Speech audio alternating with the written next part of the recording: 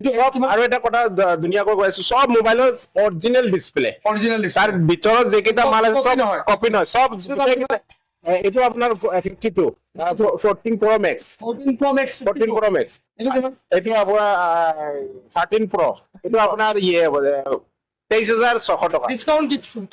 মানে আপোনাৰ পেজৰ মাধ্যমত যদি কোনোবা আহে চাবলৈ মোবাইল এটা কাজ বাই আমি নিউজ 18 চাই আহিছো, কিবা ধৰক আপোনাৰ এনে বাৰ্তা চাই আছো, পাই অলপ ডিসকাউন্ট কিমান পাব? 4-5 এইটো অকণ নমাই দিয়কচোন, বহুত গধুৰ পাইছো। এক কাম নমাই দিয়কচোন, কিমান গ'ল?